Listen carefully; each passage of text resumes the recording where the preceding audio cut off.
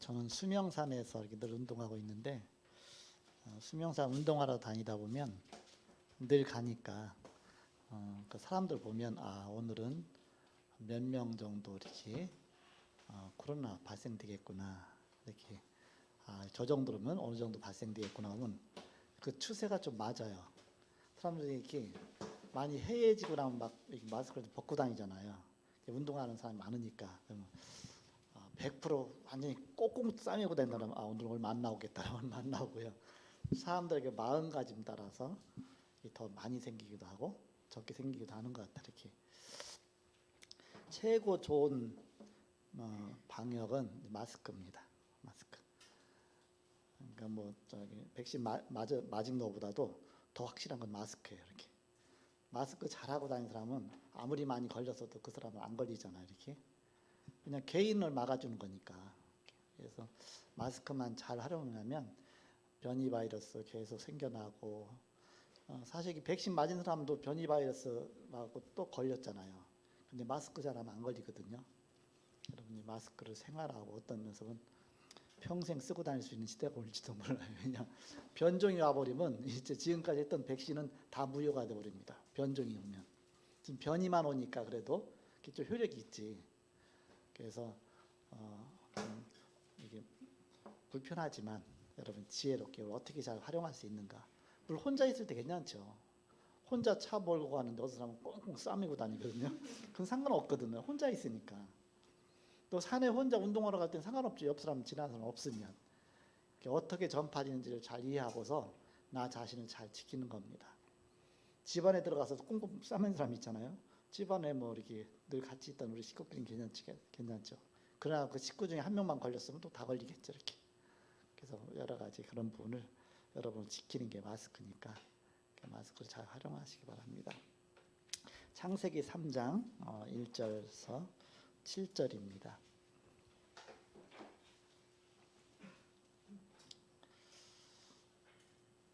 교독하겠습니다. 제가 먼저 3장 1절을 읽겠습니다. 그런데 뱀은 여호와 하나님이 지으신 들짐승 중에 가장 간교하니라. 뱀이 여자에게 물어 이르되 하나님이 참으로 너에게 동산 모든 나무의 열매를 먹지 말라 하시더냐. 여자가 뱀에게 말하되 동산 나무의 열매를 우리가 먹을 수 있으나 동산 중앙에 있는 나무의 열매는 하나님의 말씀에 너희는 먹지도 말고 만지도 말라. 너희가 죽을까 하노라 하셨느니라. 뱀이 여자에게 이르되 너희가 결코 죽지 아니하리라. 너희가 그것을 먹는 날에는 너희 눈이 밝아져 하나님과 같이 되어 선악을 알 줄을 하나님이 아심이니라. 여자가 그 나무를 본즉 먹음직도 하고 보암직도 하고 지혜롭게 할 만큼 탐스럽기도 한 나무인지라. 여자가 그 열매를 따먹고 자기와 함께 있는 남편에게도 주매 그도 먹은지라. 같이 읽습니다. 이에 그들의 눈이 밝아져 자기들이 벗은 줄을 알고 무화과 나무 잎을 엮어 치마를 삼았더라. 아멘. 제목 인생의 근본 문제입니다.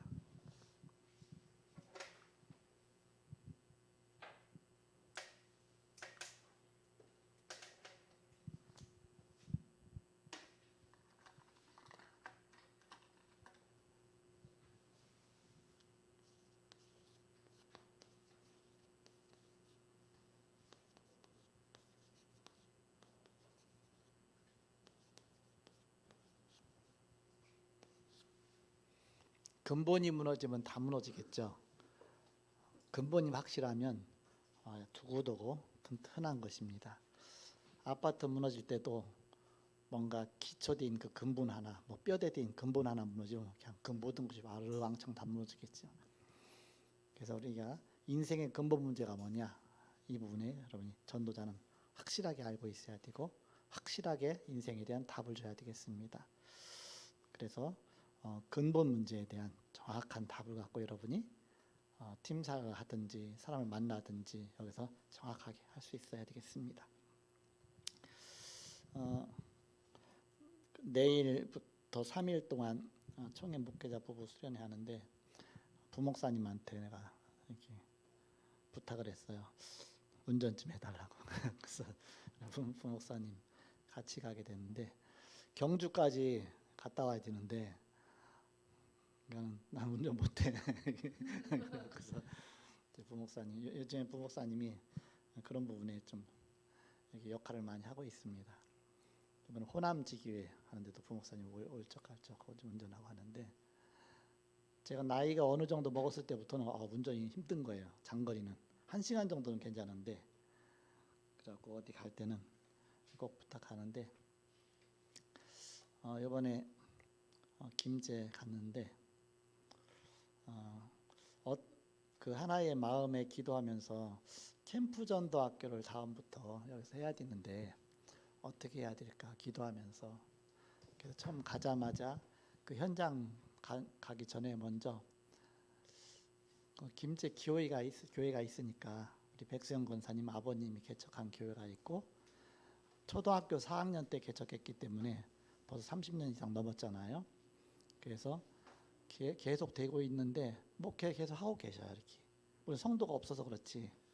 근데 거기는 어디냐면 김제 평야 있는데 그 가운데에 있어요. 이렇게 정 가운데인지는 모르겠어요. 이렇게 넓으니까 그 김제 평야 중에서 이렇게 있고요. 거기에 녹록길로 들어가야 돼요. 이렇게 그러니까는 집이 몇 채 없어요. 이렇게 교회 주위에. 그것도 멀리 떨어진 데는 또 집이 막 있는데 그쪽에도 교회가 있고 여기에서 교회를 계속적으로 지키고 있다는 자체가 너무너무 귀중하다.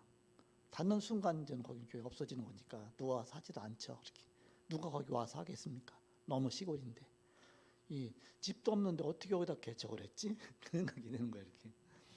근데 그 땅이 국가 땅이래요. 국가 땅에다 건물을 전놨기 때문에 매년마다 세를 좀 주는 거예요. 도지세 갖고 세를 좀 주는 거죠. 이렇게. 그래서 교회가 이렇게 유지되고 있는 겁니다. 교회 나오는 순간 이제 어차피 국가 땅이고 팔 수도 없고 거기는 그런 상태입니다. 계속 그 안에서 계속 있으니까 그 이제는 교회가 있고 그 다음에 사택이 옆에 있어요. 이렇게 옆에는 우리 여기보다 좁은데 앞뒤도 거의 비슷하거나 약간 더 좁을 텐데 한쪽에만 의자가 있어요. 이쪽은 비어 있고 한쪽에 의자가 10개 있어요. 10개 있는데 이쪽에는 비워놓고 이불 깔아놓고 베개 2개 놓고 주무시고서 기도하시고 그렇게 하시는 것 같아요. 성도도 없으니까 이제 두 분이 이제는 회사가 주일날 몇 명 오는지 모르겠지만 그 동네 자체가 사람이 없어요. 이렇게 몇 집밖에 없는데 캠프전도 학교를 어떻게 해야 될까? 그래서 거기 와이파이는 되니까 이제 거기서 이제 하면 되는데 뭔가 이렇게 100년을 내다보고 해야 되잖아. 쉽게 말하면 이렇게 어떻게 편집을 해야 되나 이렇게 하면서 사람이 좀 많아지면 그 예배당 사용해도 되고 또 그러기 전까지는 구태여 거기까지 녹록길 따라서 가려면 또 한 2, 30분 가야 되는데 차로 내비에도 안 나타나고서 그런데 먹었어요 이렇게. 그런데 그래서 아예 어려 전도학교 캠프 전도학교를 여기서 그냥 메시지 하고 바로 현장은 그냥 거기 가서 해서 그 레몬트 3명이 있으니까 그쪽에 해서 사역하고서 저녁에 이렇게 오는 쪽으로 해서 그렇게 진행해야 되는가 아니면 아침부터 가고 거기 가서 메시지도 거기서 하고 현장도 거기 가서 해야 되나. 그래서 어떻게 해야 될지는 답은 안 나왔는데 우리 이석철 부목사님 기도하면서 답을 얻으시기 바랍니다. 본인이 해야 되니까. 제 상황을 알려드리는 겁니다. 기도하라고 그렇게. 제가 이번에 그런 마음 갖고 갔는데 석철 부목사님 같이 가기로 했었어요 원래. 그런데 코로나 그 주사 맞고 나서 갑자기 몸이 안 좋아서 못 갔고 이번 주한 제주도도 사용 못했죠. 이렇게 몸이 좀 안 좋아갖고서 그래서 그런 상황이고요. 여러분 기도해 주시고 지교회마다 순회 캠프 항상 있어야 되니까 이제 지지난달에는 제주도 이제 월요일부터 해서 순회 캠프 와수했죠. 그러면서 순회 예배까지 했죠.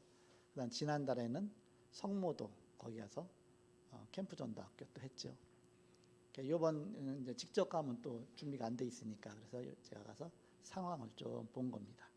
거기 갔다가 이제는 현장에 금산사도 가보고 여러 가지 가봤는데 어마어마한 우상의 지역이에요. 진짜 우상이 심각하더라고요. 이렇게.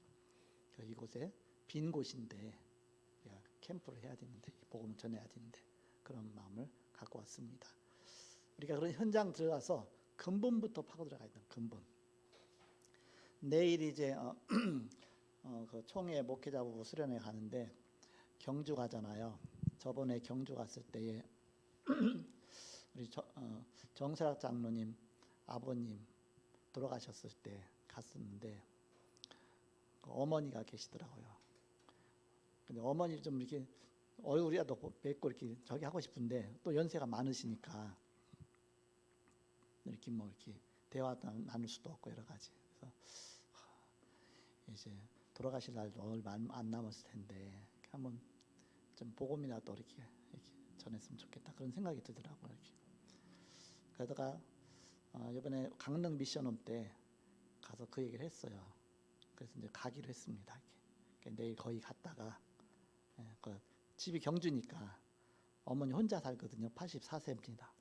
여러분 기도해 주시기 바랍니다. 이름이 너무 좋아요. 성경애. 찬송도 있잖아. 성경에 써 있네. 성경애는 아니고 아이애 성경애. 성경애 할머니신데 그날 전화를 했어요. 목사님 간댔더니 왜 온다냐? 오지 마라. 그래서 이번에 뭐 장례식 때도 왔었고 한번 보겠다고 여기도 왔다고 했더니 뭐 그래서 이제는 사진도 하고 전화번호 다 적어왔어 이렇게. 내일 가면서 거기 들려서 잠깐 이렇게 시간 많지 않으니까 1시간 정도 시간 갖고서 거기 경주에 수련회 갔다 오려고 합니다. 그것도 빈 곳이 아닐까. 빈 곳이 많아요 이렇게. 김제도 빈 곳이고 그것도 빈 곳이고 너무너무 빈 곳이 많아요. 복음 들을 수 있는 이제 성경의 할머니가 남녀호랑개교 그걸 이렇게 하셨대요. 남묘호랑개교 남녀인 줄 알았더니 남녀가 아니라 남묘 미음 묘 남묘호랑개교 일본에서 시작된 종교인데 거기는 주문을 늘 이어요. 남묘호랑개교 계속 그 주문 이어는 겁니다. 어마어마한 영적 문제가 있죠 이렇게. 그래서 시달리기도 하시고 우울증 비슷하게 오시고 그랬다고 하는데 어쨌든 기도해 주시고 갔다 올 수 있도록. 그래서 이제 부목사님하고 이제 같이 가게 되죠. 근본이 무너지면 다 무너지는 것이다. 그래서 그 근본에 대해서 가장 잘 나온 것이 어디냐면 창세기입니다. 창세기에서 사람의 눈을 열어주는 겁니다. 어떤 눈을 열어주느냐? 성경 보는 눈을 열어주죠. 그래서 성경을 통해서 창세기에서는 사람 보는 눈과 사건 보는 눈을 열어줍니다.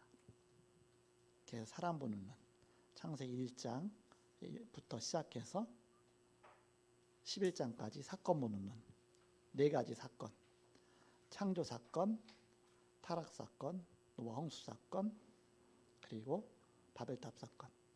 어저께 핵심 메시지에서도 그 내용이 나왔잖아요. 이렇게 그대로 쫙 나오잖아요. 그게 근본적인 메시지부터 항상 이렇게 적용돼서 나오는 겁니다. 그래서 여러분이 이 메시지를 차분하게 근본적인 부분을 뿌리를 쫙 내리면 메시지가 이렇게 다 연결되게 되어 있습니다. 그 속에서부터 모든 것 다 되기 때문에. 그리고 사람 보는 눈입니다. 아브라함과 이삭과 야곱과 요셉 4명. 창세기는 그 4사람의 이야기입니다. 아브라함의 이야기, 이삭의, 야곱의, 그리고 요셉의. 그래서 사람 보는 눈을 열어준다. 그래서 복음 관점에서 성경 보는 눈, 창세기. 전도 관점에서 성경 보는 눈, 사도행전. 창세기 맞으면 사도행전 할 거거든요. 그러면서 이제는 우리가 현장 복음 메시지를 통해서 이제는 그 복음에 대한 뿌리로 이렇게 세계 복음으로 해서 세팅을 딱 하는 것이죠. 이렇게. 그 3가지 갖고 계속 한 5년 만에 반복해서 돌아온다. 제가 저번에 이렇게 말씀드렸죠. 그래서 오늘은 이제는 인생의 근본 문제에 대해서 나온다. 사단이 이것을 제일 감추고 싶어 하는 겁니다. 왜? 자기 정체가 드러나니까. 영적 문제에 시달린 사람에게 창세기 1장부터 시작해서 큰 근본적인 뿌리를 내려주면서 하면 그 사람이 빨리 치유된다. 왜? 근본적인 복음에 대한 부분이 깊게 확 들어가니까. 그래서 근본적인 그 부분도 해줘야 된다. 그래서 오늘 인생의 근본 문제입니다. 그럼 인생의 근본 문제가 뭐냐? 첫 번째, 인간의 가장 큰 문제는 죄와 사단의 출현입니다.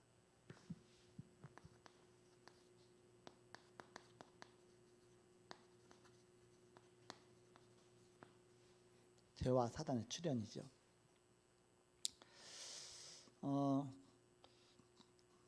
오늘 창세기 3장 1절에 보니까 그런데 뱀은 여호와 하나님이 지으신 들짐승 중에 가장 간교하니라. 뱀이 여자에게 물어 이르되 하나님이 참으로 너에게 동사 모든 나무 열매를 먹지 말라 하시더냐. 이렇게 뱀이 나오죠. 그런데 요한계시록 12장 1절에서 9절에 보니까 옛뱀 곧 마귀라고도 하는 사단이 요한계시록 12장 9절에 이 뱀을 말하거든요.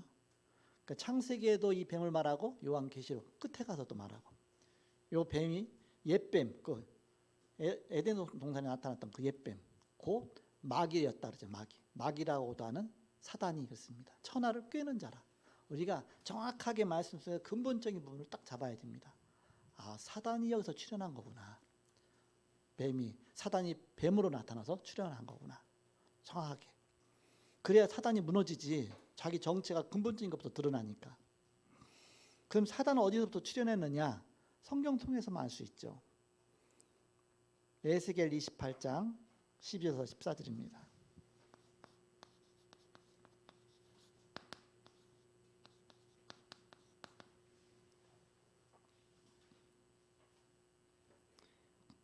에스겔 28장 12절에서 14절 한번 여러분 찾아보시기 바랍니다. 12절에 보니까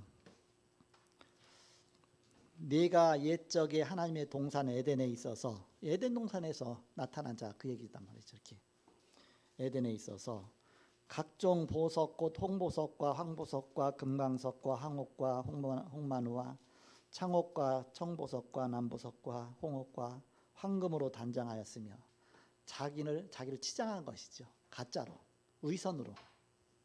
원래는 사단인데 천사처럼 딱 자기를 이렇게 쉽게 말하면 가장한 거죠. 이렇게 네가 단장하였으며, 근데 네 정체가 뭐냐? 내가 지음을 받던 날에 너를 위하여 소고와 비파가 준비되었도다.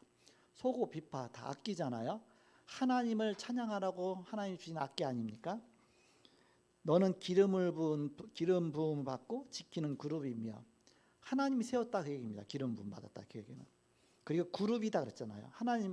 하나님을 지키는 그 역할을 맡은 겁니다. 그룹이죠. 천사죠. 그룹 날개 그러잖아요. 천사. 하나님이 하나님을 찬양하라고 찬양의 사명을 주고서 이렇게 세워놓은 그런 천사죠. 내가 너를 세우매 네가 하나님의 성산에 있어서, 하나님의 산에 있었다. 성산에 있어서 불타는 돌들 사이에 왕래하였도다. 네가 지음을 받던 날로부터 네 모든 길에 완전하더니, 하나님은 완벽하게 창조하셨는데 피조물이죠. 마침내 네게서 불의가 드러났도다. 어떤 불의냐? 바로 교만이죠. 교만. 그러면서 17절에 가서 보니까 네가 아름다움으로 마음이 교만하였으며 네가 영화로움으로 네 지혜를 더럽혔으며 내가 너를 땅에 던져 왕들 앞에 두어 그들의 구경거리가 되게 하며, 완전히 쫓김 받은 겁니다. 이렇게. 물론 이 사건은 두로 왕의 무역과 뭐 여러 가지 그런 사건 통해서 이렇게 얘기했는데, 이 속에서 하나님의 그런 비밀이 딱 나타나는 겁니다. 이렇게. 이런 사건을 통해서 사단의 정체가 드러난 것이죠. 이렇게. 이거는 에스겔 선지자가 이 환상을 통해서 이렇게 받은 계시 아닙니까? 여러 가지들. 그걸 통해서 하나님 정확하게 우리 이를 알려주신 것이죠.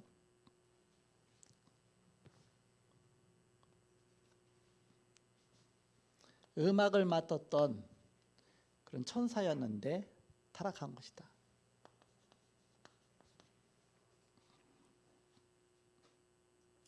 그리고 이사야 14장 10절에서 14절입니다. 찾아보시기 바랍니다. 이사야 14장 10절에서 14절. 10절에 그들은 다 내게 말하여 이르기를 너도 우리 같이 연약하게 되었느냐 너도 우리 같이 되었느냐 하리로다. 네 영화가 스올에 떨어졌으며 이게 사단을 말하는 것이죠. 네 영화가 그렇게 아름답게 하나님이 정말 이렇게 완벽하게 만들어 놓으신 바로 피조물인데 스올에 떨어졌으며 스올은 지옥을 말하잖아요. 지옥 뭐 스올이라고 합니다. 스올에 떨어졌으며 네 비파 소리까지로다. 그 음악 맡은 거 그것까지 같이 그 재능까지 같이. 그러니까는 사단이 타락했는데 그 재능을 능력을 같이 갖고 타락한 겁니다. 그렇기 때문에 이 음악계에 사단이 가장 강하게 역사할 수 있어요. 사단이 그 속에 많은 재능 갖고 타락했기 때문에 그대로 비파 소리까지로다. 구더기가 네 아래에 깔리며 이게 하나의 지옥의 배경 아닙니까? 지렁이가 너를 덮었도다. 너 아침의 아들 계명성이여 어찌 그리 하늘에서 떨어졌으며 너 열국을 엎은 자여 어찌 그리 땅에 지켰는고. 원래 계명성은 금성이에요. 금성 별 이름 금성. 새벽별이라고 하죠. 새벽별. 아침에 여러분이 이제 여기서는 안 보이지만 도시에서는 시골 살 때는요 아침 일찍 새벽기도 가고 할 때 일어나서 보면 가장 빛나는 동쪽에 있는 빛나는 별이 하나 있어요. 그게 계명성입니다. 샛별이라고 샛별. 그래서 그 계명성이죠. 근데 사단을 이걸로 이제는 이렇게 비유를 한 것이죠. 계명성이 어찌 그리 하늘에서 떨어졌으며 그렇게 네가 샛별처럼 정말 그렇게 초롱초롱하고 정말 뭔가 이렇게 가장 아름다웠었는데 네가 가장 그렇게 완전히 땅에 떨어졌냐 그 얘기 아닙니까? 계명성처럼 그렇게 정말 뭔가 그렇게 계명성이란 이름 자체는 좋은 건데 근데 이제는 이게 타락해가 그렇게 된 것이죠. 어찌 그리 하늘에서 떨어졌으며 너 열국을 엎은 자여 어찌 그리 땅에 지켰는고. 네가 네 마음에 이르기를 내가 하늘에 올라 하나님의 무별 위에 내 자리를 높이리라. 내가 북극 지폐의 산 위에 앉으리라. 하나님 하늘에 올라 하나님의 무별 위에 올라왔습니다. 얼마나 교만입니까? 하나님보다 더 높아지는 거죠. 쉽게 말하면 그게 사단의 전략 아닙니까? 그 위에 내 자리를 높이리라 했습니다. 굉장히 교만이죠. 그러면서 14절에 보니까 가장 높은 구름에 올라가 지극히 높은 이와 같아지려다. 하나님처럼 되려고 한 것이죠. 이게 뉴에이지 전략 아닙니까? 왜 사단이 먼저 근본적으로 그것을 파고들었으니까. 내가 하나님처럼 되는 것이다. 네 눈이 밝아져 네가 하나님처럼 될까봐 그랬다. 자꾸 이제 그 전략을 자꾸 쓰는 것이죠. 그런데 15절에 그러나 이제 네가 스올이 지옥이라고 그랬잖아요. 곧 구덩이 맨 밑에 떨어짐을 당하리로다. 결국 지옥 가야 되죠. 사단의 정체입니다.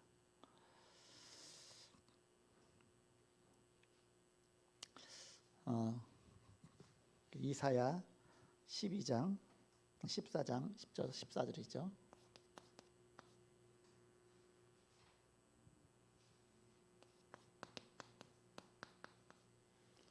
이사야 14장 10절에서 10절.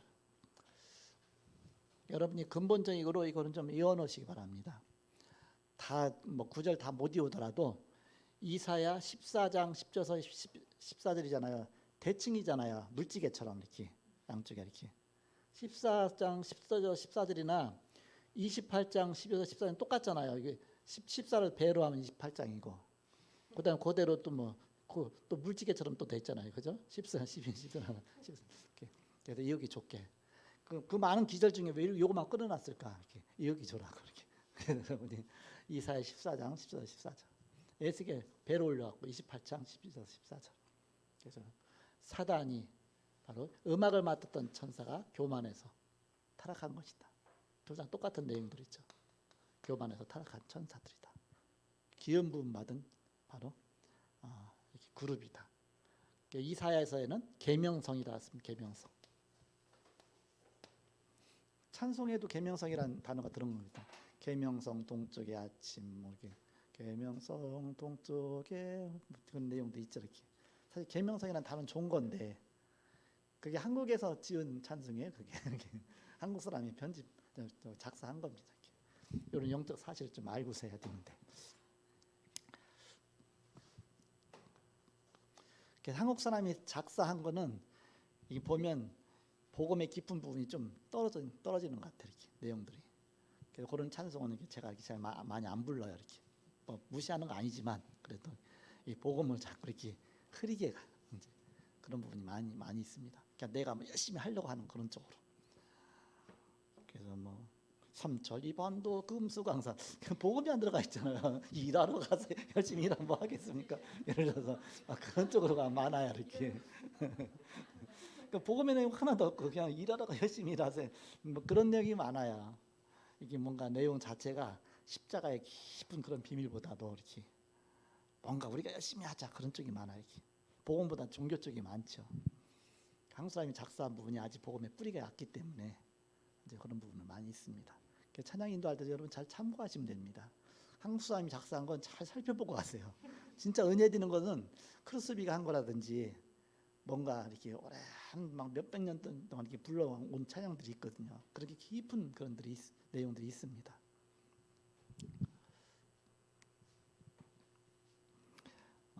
요한계시록 12장 1절에서 9절이죠.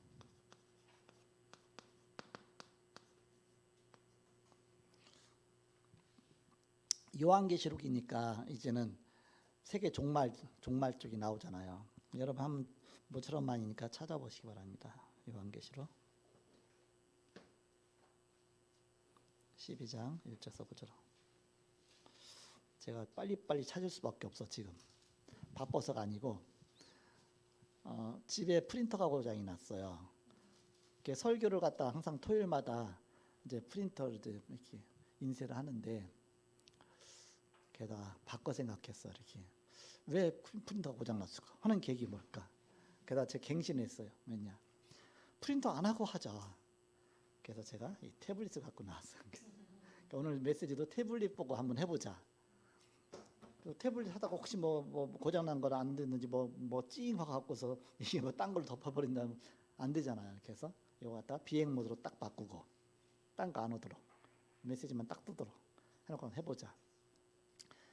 그래도 혹시 모르잖아요. 사단이 또 건들 수 있으니까. 그래서 교회에 와서 프린터 하고서 하나 여기다 넣어놓고서 혹시 만약에 안 되면 그 다음에 이거 갖고 해보니까 너무너무 편하고 좋은 거예요. 해보니까 첨단이 이거 자꾸 사용해야 되는데 앞으로는 프린터 안 해도 오늘 증명이 됐어. 이렇게 해보니까 이거 갖고 사용했는데 지금도 이거 갖고 나오니까 성경 찾는데 얼마나 빠른지 몰라요. 그러니까 금방 그러니까 빨리 찾을 수밖에 없어. 막 이쪽 저쪽으로 막 가면서 요한계시록 12장 1절 9절인데 12장 1절에 보니까 하늘에 큰 이적이 보이니 해를 옷 입은 한 여자가 있는데 그 발 아래는 달이 있고 그 머리는 12별의 관을 썼더라. 막 어려운 얘기가 나오잖아요. 요한계시록이다 보니까 이런 내용들이 많이 있습니다. 쭉 나오면서 9절 가서 보니까 거기 12장 7절 가서 보니까 하늘에 전쟁이 있으니 미가엘과 그의 사자들이 용과 더불어 싸울세. 용과 그의 사자들도 싸우나. 영적 전쟁이 시작된 거죠. 용, 마귀. 그래서 미가엘 천사장 같이 막 싸우는 것이죠. 그러면서 이기지 못하여 다시 하늘에서 그들이 있을 곳을 얻지 못한지라. 하늘에서 쫓겨난 것이죠. 큰 용이 내쫓기니 옛뱀 곧 마귀라고도 하고 사단이라고도 하며 온 천하를 꿰는 자라. 그가 땅으로 내쫓기니 그의 사자들도 그와 함께 내쫓기니라. 하늘에서 타락한 천사가 마귀가 되어서 이 땅으로 쫓김 받았는데 그 사자들도 함께 내쫓기는 그 졸개들 귀신들이죠. 쉽게 말하면 함께 땅으로 쫓김 받았다. 그 옛뱀 곧 마귀라고도 하고 사단이라고도 한다 그랬죠. 이 하늘에서 쫓김 받은 이 마귀가 공중으로 쫓겨났잖아요. 그래서 공중 권세 잡은 자다 그랬잖아요. 공중 권세 잡은 자. 그러면서 하나님이 창조하신 에덴 동산에 침투한 겁니다. 거기서 나타난 것이 이제는 아까 읽었지만 창세기 3장 1절이죠. 창세기 3장 1절에 보니까 그런데 뱀은 여호와 하나님이 지으신 들짐승 중에 가장 간교하니라서 굉장히 간교하다 그랬죠. 여기 나타난 것입니다. 그래서 바로 뱀이 여자 하와를 속인 것이죠. 유혹시킨 것입니다.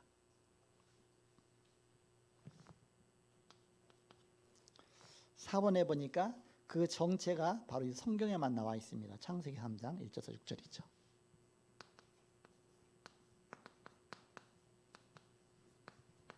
뱀으로 나타났습니다. 그리고 에베소서 2장 1절에서 2절에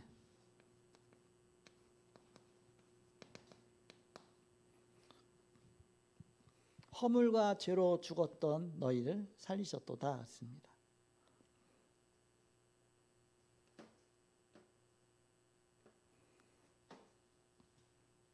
그는 허물과 죄로 죽었던 너희를 살리셨도다. 그때 너희는 그 가운데 생하여 이 세상 풍조를 따르고 공중의 권세 잡은 자를 따랐으니 곧 지금 불순종의 아들들 가운데서 역사하는 영이라. 악한 영, 마귀를 말하죠.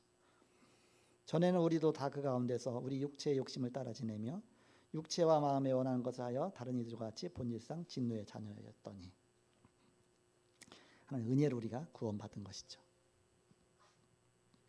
공중 권세 잡은 자다 그렇습니다.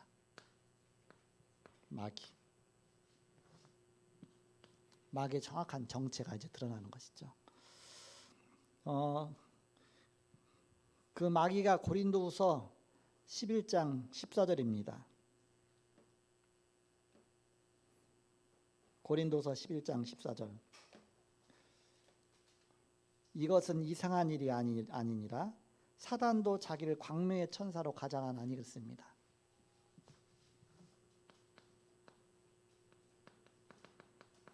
광명의 천사로 가장하기가 너무 쉽죠. 왜? 원래 천사였었으니까. 자기가 천사였었으니까. 그러니까 사단이 광명의 천사로 가장하는 겁니다. 우리 아버지가 처음 교회 다닐 때에 그때 너무 아파갖고서 옛날에 소갈이라고 그러잖아요. 소갈이 이렇게 너무 아파갖고서 교회 다니니까 이제는 처음 다니니까 아무것도 모르면서도 막 기도를 했나 봐요. 밤에 자다. 근데 하얀 옷 입은 이게 나타나는 걸 봤대. 천사를 본 건지 마귀를 본 건지 뭔지 모르겠지만 어쨌든 그거 보고 나서부터 그 다음 날인가 산에 나무를 하러 간 거예요. 근데 산에 가서 뭘 주웠느냐? 꿩을 주웠어. 꿩도 여러 마리 주웠는데 그게 왜 죽었는지 모르겠지만 어쨌든 뭔가 사이나라고 약이 있었잖아요 옛날에. 그런 거 나와서 몇 마리 죽었는지 모르지만 몇 마리 들고 온 거예요. 와갖고서 그걸 갖다가 삶았어. 털째 넣고 다 삶은 거예요. 그래갖고 그 삶음을 드셨는데 그게 얼마나 효과가 좋았는지요.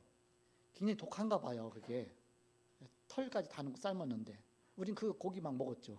얼마나 맛있어. 꿩고기 닭고기보다 훨씬 맛있습니다. 이렇게 그거 드셨는데 속에 그 소가리가 뭐였느냐면 속에 회충이 막 덩어리로 있었던 거예요. 이렇게 엄청 독하니까 회충이 견딜 수가 없으니까 밑으로 빠지고 위로 빠지고 그래서 막 입으로도 막 꺼내는데 막 덩어리가 막 여기 막 꿈틀꿈틀 그렇게 많은 걸 처음 봤어. 이렇게 막 살아갖고 막 꿈틀꿈틀 이렇게.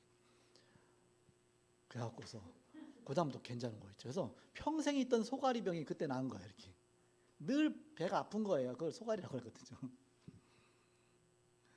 그런 체험하고 나서 좀 도저히 절에서 있던 어머니 새어머니를 다시 모시니까 다시 절로 간 건 아니지만 다시 교회 안 나가고 우리도 막 못 나가게 하고 정말 우리가 말씀이 중요하지 체험이 중요한 게 아니죠. 이렇게.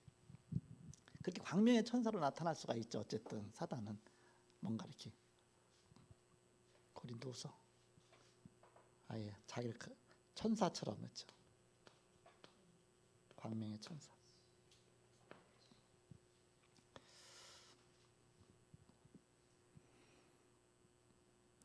베드로전서 5장 8절입니다.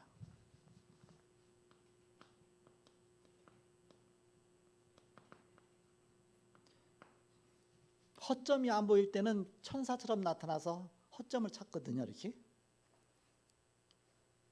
아담과 하와한테 나타났을 때가 이 광명의 천사처럼 나타난 거거든요. 뭔가 잘해줄 것처럼 해서 때로는 그 사람이 약점이 보이면 베드로전서 5장 8절처럼 우는 사자처럼 굉장히 두렵게 뭔가 사람을 막 완전히 이렇게 반죽일 듯하게 이렇게 여기는 우는 사자처럼. 근데 알고 보면 우는 사자도 아니고 천사도 아니에요. 다 가장한 거잖아요. 아무리 우는 사처럼 두렵게 하지만 종이 호랑이나 똑같다. 왜냐? 그 그리스도 앞에 다 무너지니까. 아까 그 우리 집사람이 그 메시지 할 때, 구영리 메시지 할 때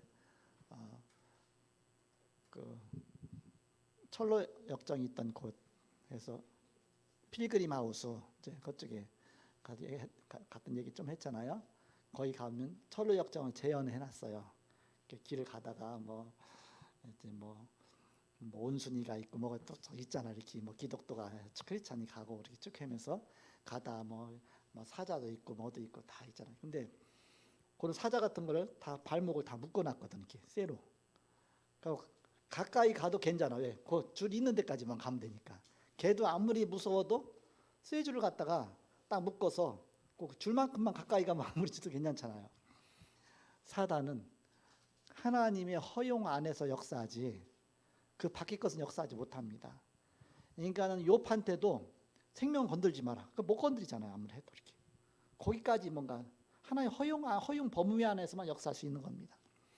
그러니까 아무리 두렵게 하지만 바로 복음이 이기기 때문에 사단의 정체입니다.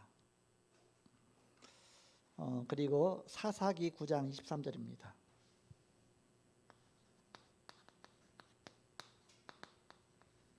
삿은 이사야가 아니라 사사기입니다. 비슷비슷하죠. 이렇게. 사사기 9장 23절에 보면 하나님이 아비멜렉과 세겜 사람들 사이에 악한 영을 보내심에 세겜 사람들이 아비멜렉을 배반하였으니 악한 영을 보냈다 그랬죠. 악한 영이 역사해 버리니까 막 서로 배반하고 뭐하고 뭐 엄청난 그 역사 일어났죠. 사단은 이렇게 악한 영이에요. 악한 영.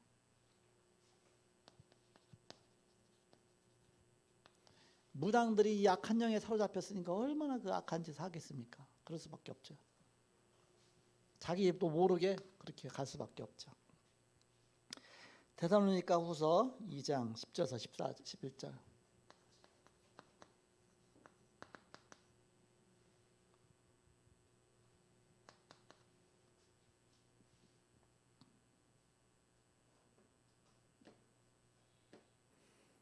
데살로니가 후서 2장 10절에 보니까 불의의 모든 속임으로 고전의 9절에 보니까 악한 자의 나타남은 사단의 활동을 따라 모든 능력과 표적과 거짓 기적과 불의의 모든 속임으로 멸망하는 자들에게 있으리니 이는 그들이 진리의 사랑을 받지 아니하여 구원을 받지 못함이라. 이러므로 하나님 미혹의 역사를 그들에게 보내서 거짓 것을 믿게 하심은 불의의 모든 속임으로 그랬습니다. 속이는 자고 그 거짓 것을 믿게 만들고 사단이 이렇게 완전히 속이는 자입니다.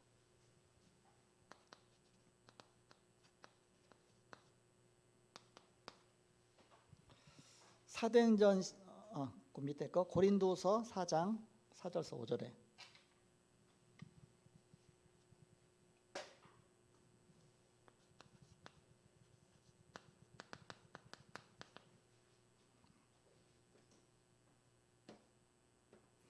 고린도서 4장 4절에 보시면 그 중에 이 세상 신이 그랬습니다. 이 세상 신이다. 이 세상 신이 믿지 아니하는 자들의 마음을 혼미하게 하여 뭔가 마음 혼미케 만다. 그리스도의 영광의 복음에 광채가 비치지 못하게 함이니 그리스도는 하나님의 형상이니라. 우리는 우리를 전파하는 것이 아니라 그래서 우리가 그리스도를 전파한다 해서 바로 이 세상 신이다 그랬습니다. 그 마음을 혼미케 한다. 그게 사단의 정체입니다. 사단이 이런 역할을 하는 것이죠. 성경에만 이렇게 자세하게 나와 있습니다. 그리고 10번 사도행전 16장 16절에서 18절에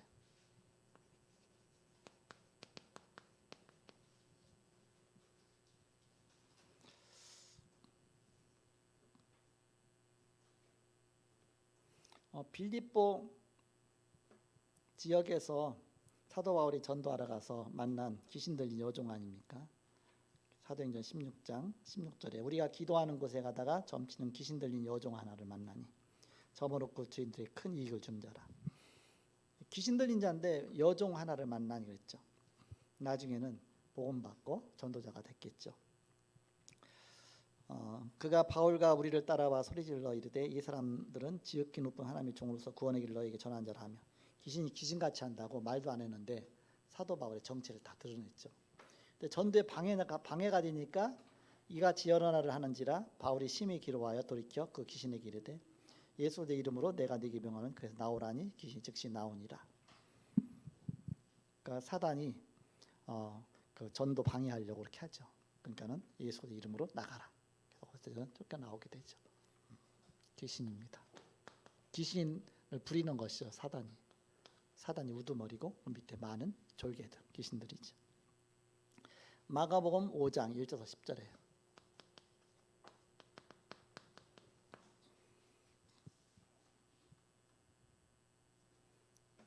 그래서 귀신 들리면 여러 가지 형태로 나타나는데 사도행전 16장에 있는 것처럼 막 점치는 막 그런 능력이 나타나기도 하고요. 이렇게 또 마가복음 5장 1절에서 그 10절에 보면 여기는 거라사인의 지방에 무덤 사이에서 다니는 그 귀신 나옵니다. 쇠고랑도 막 끊고요. 막 밤낮 소리 지르고 어마어마한 막 힘을 갖고 있죠. 여기는 완전히 통제 불가능할 정도로 이렇게 통제 불가능하지만 막 점치고 한 사람은 지도자 행세를 하고 여기는 완전히 정신이 돌아버렸고 어떤 데는 표시 안 나는 그래서 통제 불가능한 사단에 그 사로잡힌 사람이 있고 그러면서 또 이제는 뭔가 이 지도자 역할하는 사람들도 있고 막 점치면서 가르쳐 주니까 이렇게 그러면서 또 완전히 표시 안 나는 그런 사단 역사도 있고요. 여러 가지 형태로 나타나게 되죠. 에베소 6장입니다.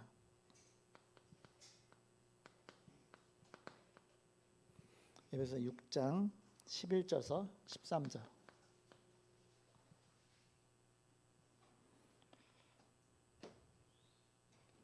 (11절에) 가서 보니까 마귀의 간계를 능히 대적하기 위하여 하나님의 전신갑주 입으라. 간계, 간사한 꾀 아닙니까? 그렇게 꾀를 부리는 것이죠. 그래서 우리의 씨름은 혈과 육을 상대하는 것이 아니요 통치자들과 권세들과 이 어둠의 세상 주관자들과 하늘에 있는 악한 영들을 상대함이라 했습니다. 그러므로 하나님의 전신갑주를 취하라. 이는 악한 날에 너희가 능히 대적하고 모든 일을 행한 후에 서기 위함이라. 그러니까 모든 일을 행한 후에 끝에 가서 넘어지게 만드는 겁니다. 사단은 끝까지 잘 가다가 이 정도면 됐지 그랬더니 그때가 사단이 큰 역사해 버리는 겁니다. 그래서 이만하면 됐지 스스로 선줄로 앉아는 넘어질까 조심하라. 사단이 뭔가 잘 나가다가 끝에 가서 팍 넘어지게 만들죠. 사단이 바로 이런 전략을 씁니다. 그리고 16절에 가서 보니까 모든 것 위에 믿음의 방패를 가지고 이로써 능히 악한 자의 모든 불화살을 소멸하고 사단이 불화살을 쏘는 겁니다. 옛날에 화전을 쏘고 그랬죠. 영어로 말하면 미사일을 쏘고 한 번 맞으면 치명타를 당하는 그러니까 사단한테 허용했잖아요. 사단 너무 귀여워갖고서 요즘은 사단이 굉장히 귀엽게 나오잖아요. 어린이들 막 애기들 막 뭐 장난감이 뭐 또 여러 가지 뭐 그런 액세서리 같은 거 붙여놓은 것도 이렇게 이쁜 꼬마 뭐 마귀 붙여갖고 다니고 막 하고 그러니까 굉장히 친근하게 만들어 이렇게. 근데 불화살이에요. 불화살. 한 번 사단한테 당하면 완전히 영적으로 완전히. 그래서 이런 거를 잘 알아야 되겠죠. 사단이 그렇게 역사한다. 우리가 이 근본 문제를 알아야 된다. 근본 정체를 알아야 된다. 근본이 무너지면 다 무너지는 것이죠. 그러니까 우리가 보험 갖고서 이 사단을 완전히 무너뜨려야 되겠죠. 그럼 어떻게 무너뜨렸느냐? 우리 인간을 첫 번째 우리 인간이 당했지만 이제는 첫째 아담 당했지만 둘째 아담이신 그리스도가 오셔서 이 사단의 모든 정체를 드러내고 이거 다 무너뜨리는 거 아닙니까? 예수님 오시자마자 40일 금식 기도하시면서 사단과 싸워서 세 가지 승리하시잖아요. 그러니까 사단과의 영적 승리가 시작된 것이죠. 아담과 하와를 실패시킨 방법 어떤 방법이냐? 지금도 여기에 우리가 속으면 안 되겠죠. 어떻게 실패시켰습니까? 아담과 하와를.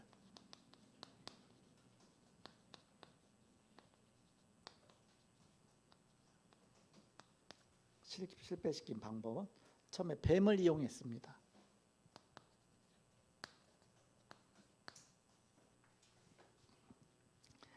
뱀이 간드러지게. 우리 현정 사모가 왜 어린이 메시지 나오잖아요. 이렇게 아담아 하와야 그러니까 그런데 뱀은 아마 뱀하고 하와하고 굉장히 친했나 봐 이렇게. 그리고 뱀이 굉장히 아름답게 치장했는 것 같아요. 사실 뱀의 그 모양이 엄청나게 막 색깔 어떤 건 색깔이 알록달록하고요. 이렇게 유혹당할 수 있는. 뱀은 여호와 하나님이 지으신 들짐승 중에 가장 간교하니라. 뱀이 여자에게 물어 이르되 하나님이 참으로 너에게 동사 모든 나무의 열매를 먹지 말라 하시더냐. 자, 뱀을 이용했어요. 일단 친한 뱀, 가장 가까이 있는 뱀.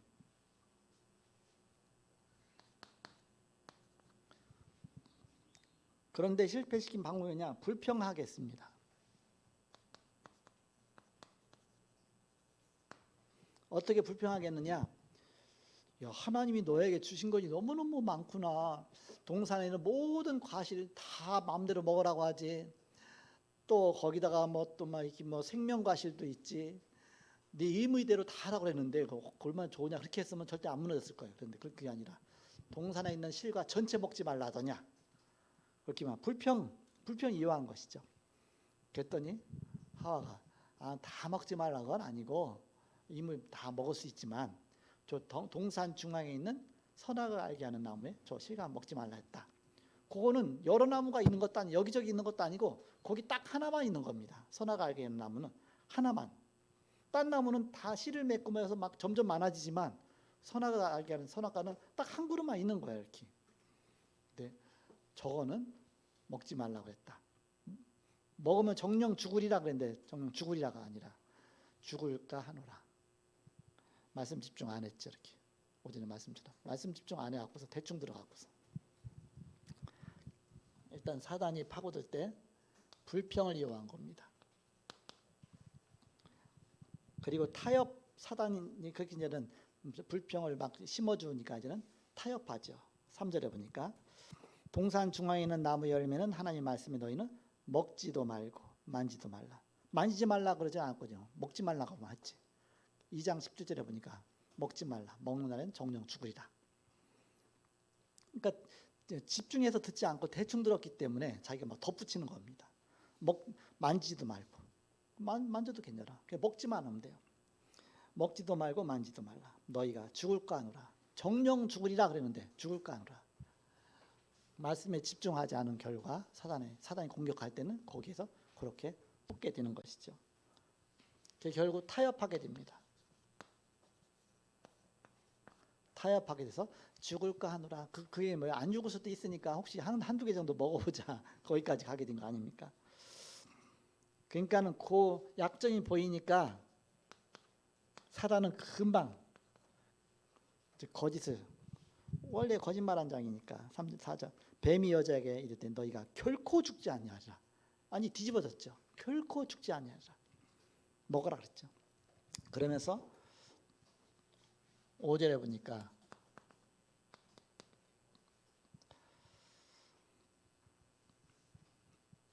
그 교만을 이제는 이용한 겁니다. 5절에 네가 먹는 날에는 너희 눈이 밝아져 하나님과 같이 되어 선악을 알 줄을 하나님이 아십니다. 너 하나님처럼 된다. 그러니까 그거 먹어라. 그러면 이게 너무 좋으니까 내가 하나님처럼만 된다면 내가 먹어도 괜찮다. 그거 바로 소인 것이죠. 원래 거짓의 압이라고 그랬죠. 요한복음 8장 44절 거짓의 압이 거짓말장이 거짓말로 완전히 교만 속으로 파고 들어가서 넘어뜨린 것이죠.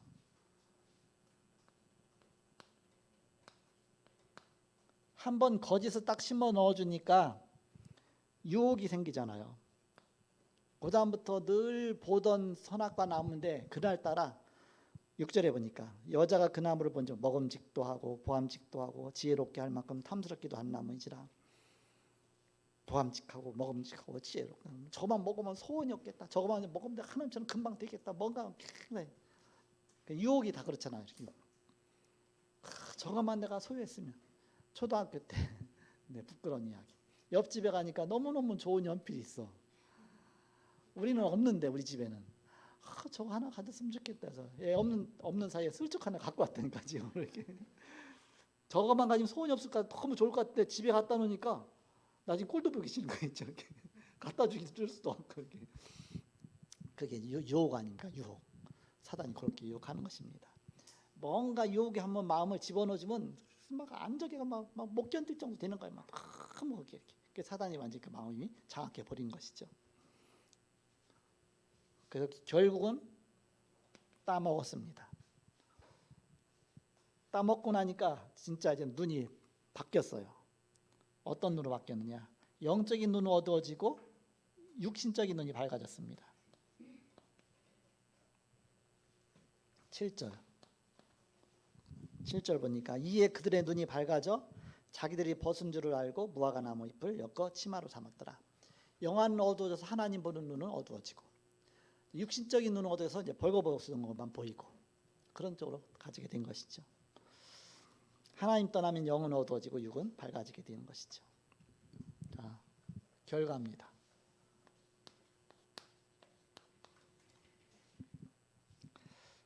그리고 창세기 3장 16절서 20절 모든 문제가 시작이 됐습니다.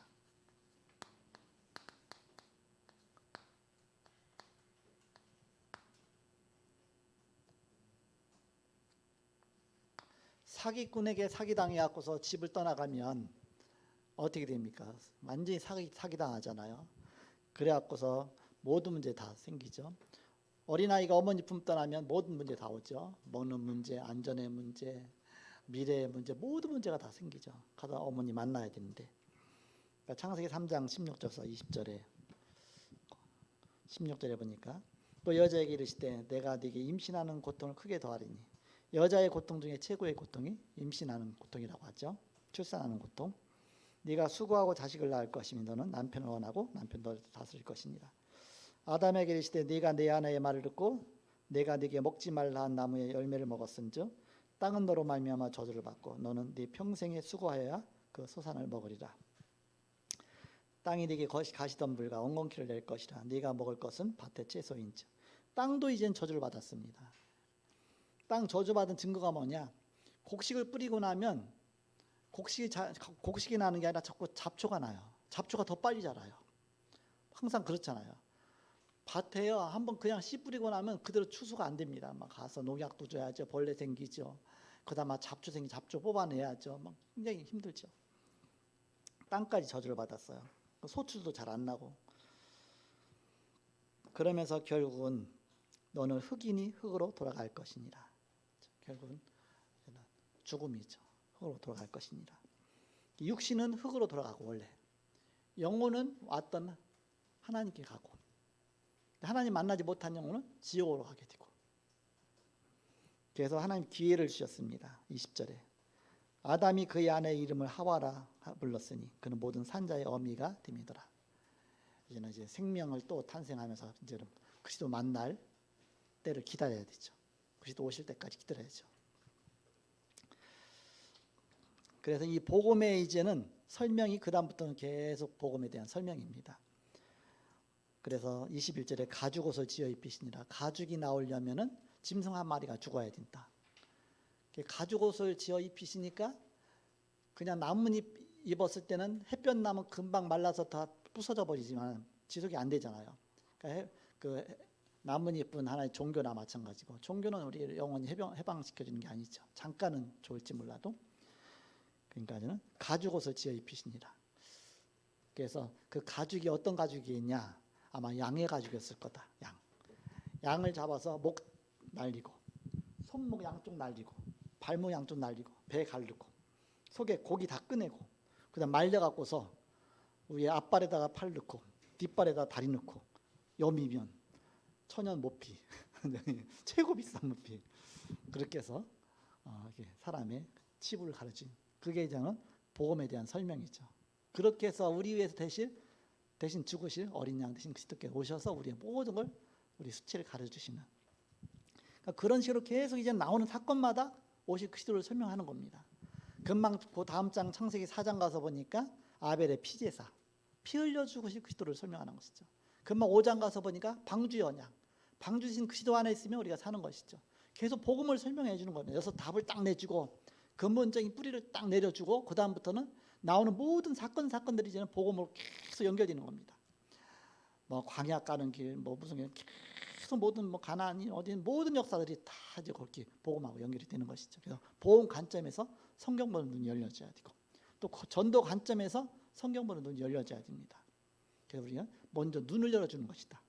창세기에서 이 분명한 눈을 열고서 그거 갖고 모든 걸 보는 것입니다. 너무 중요하죠. 그래서 그 결과 요한복음 8장 44절 너희는 너희 아비 마귀에서 났으니 너희 아비의 욕심을 너희도 행하고자 하느니라. 마귀 자녀가 된 것이죠. 하나님이 유일한 해결책을 주셨습니다. 그냥 해결책이 아니라 단 한 군데밖에 없는 유일한 해결책. 창세기 3장 15절 여자의 후손이 뱀의 머리를 상하게 할 것이다. 창세기 3장 15절 보시기 바랍니다. 하나님이 그 뱀을 저주하시며 사시는 거 아닙니까? 내가 너로 뱀한테 말하는 거죠. 여자와 원수가 되게 하고 뱀하고 여자는 어쨌든 원수야. 아마 여기 뱀 갖다 놓으면 여러분 막 소스째 놀라갖고 막 다 도망갈 거예요. 일단 원수야. 이렇게. 너로 여자와 원수가 되게 하고 네 후손도 여자의 후손과 원수가 되래. 후손. 뱀의 후손은 마귀고요. 여자의 후손은 예수 그리스도를 말하고요.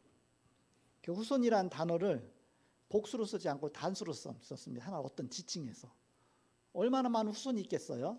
그런데 바로 그 하나를 그래서 여자의 후손 바로 오실 메시아 뱀의 후손 마귀 원수가 되게 하리니 여자의 후손은 네 머리를 상하게 할 것이요 그리스도께서 뱀의 머리를 마귀 머리를 상하게 하시고 너는 그의 발꿈치를 상하게 할 것이니라. 그 뱀은 그 사단은 예수님 십자가에 못 박았잖아요. 못 박았지만 그 발꿈치 상한 정도밖에 안 된다. 다시 부활하셨으니까. 그러나 뱀은 완전히 머리에 치명타를 당한 것입니다. 사단은 여자의 후손이 뱀의 후손의 머리를 완전히 다 박살낸 것이다. 그래서 그것이 예언되어 있습니다. 이사야 7장 14절에 보라 처녀가 잉태의 아들을 낳을 것이요 그 이름을 임마누엘 하리라. 여자의 후손 그랬는데 여기에서 남자의 후손이라 하지 않고 여자의 후손 그랬죠. 뭐 우리 사람들은 다 남자의 후손이잖아요. 남자 성씨를 따라가잖아요. 그런데 동정녀에서 탄생하신 그리스도 이사야 7장 14절에 보라 처녀가 잉태하여 아들을 낳을 것이요 그 이름을 임마누엘 하리라. 그래서 여자의 후손이다. 예수께서 오신 것은 요한일서 3장 8절 하나님의 아들이 나타나신 것은 마귀를 멸하십니다. 마귀의 일을 마귀를 멸하는 게 아니라 마귀의 일을 마귀는요 활동하도록 피조물인데 하나님 만드신 피조물이잖아요. 활동하도록 여기 허용돼 있어요. 언제까지? 주님 다시 재림할 때까지. 사실 그 마귀가 좀 건드려줘야 사람이 예수를 믿거든. 고난을 좀 줘야 하나님 찾아가거든. 그러니까는 사단은 없어지는 존재가 아니기 때문에 영원한 그런 피조물을 창조했기 때문에 없애는 것이 아니라 활동하지 못하도록 나중에 무적행에다가 가두는 것입니다. 그것이 지옥이잖아요. 그래서 지옥을 만든 것은 마귀를 가두려고 지옥을 만든 것입니다. 근데 마귀를 끝까지 사람들이 따라가니까 이제 지옥까지 같이 가는 거죠. 이렇게. 마귀는 가두는 것이다. 그래서 예수님이 다시 재림하셔서 이제는 영적인 전쟁이 일어나잖아요. 아까 계시록에 나온 것처럼.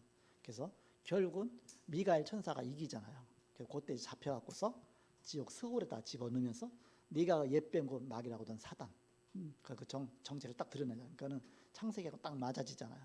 그 사단이 완전히 그때 가서 이렇게 제압이 되는 것이죠. 그 전까지는 활동하죠. 그래서 우리가 기도하죠. 기도하면 그 활동이 사실은 제약을 받는 거 아닙니까? 사단의 활동들이. 이번에 금산사 가서 그 대웅전 가서 그 큰 절에 가고서 앞에 딱 앉아갖고서 바로 이제는 스님 앉은 자리 옆에 스님은 없었어요. 옆에 딱 앉아갖고서 사단결 받기도 하고 왔어. 이렇게 사단아 깨진 머리 또 깨질 쳐다 이렇게 막 사단결 딱 하고 나니까 마음이 편안해지는 거 있죠. 절에 가면 무조건 들어가서 막 가서 기도하기 얼마나 좋아요. 가면 사람들이요 이상하게 하나도 안 쳐다봐요. 왜? 자기도 다 가서 엎드려갖고서 하고 있거든. 앉아서 그냥 자 엎드려갖고 막 소름 사단결 받기도 하고서 나오면 얼마나 좋은지 몰라요. 그런 현장 갔을 때 막 혼미해지는데 거기서 이렇게 기도하고 나와 보세요. 굉장히 마음이 총명해집니다. 굉장히 영권이 회복되게 됩니다. 그렇게 해서 영적 회복 딱 하고 오고 그 영적 싸움 아닙니까? 아마 그날 사단이 거기서 아마 혼비백산했을 거예요. 사단의 머리를 완전히. 그래서 뭐 잠깐 몇 분도 안 돼. 이렇게 하고서 오고. 영적 싸움입니다. 이게. 바로 영적인 정체를 알고 우리가 인생의 근본 문제, 왜 문제가 왔는지 여러분이 정확하게 답을 줘야 되겠습니다. 자, 기도하고 마치겠습니다. 하나님 감사합니다. 이 시간에 캠프 헌신 예배로 드렸습니다. 드려진 예물에 축복하시며 세계 복음을 위해서 온 성도가 영적 군사로서 하나님의 복음 가진 복음전자로 빈 곳을 살리며 세계 237 5천 종족 살리는 중요한 복음의 군사가 되게 하여 주옵소서. 이 시간도 또한 드려진 예물에 축복하시사 세계 복음의 축복의 예물이 되게 하여 주옵소서. 지금은 주 예수의 은혜와 하나님의 사랑과 성령님의 내주인도 교통 역사하심이 복음 안에 승리할 주의 사람들의 예지로부터 영원토록 함께 계실지어다. 아멘.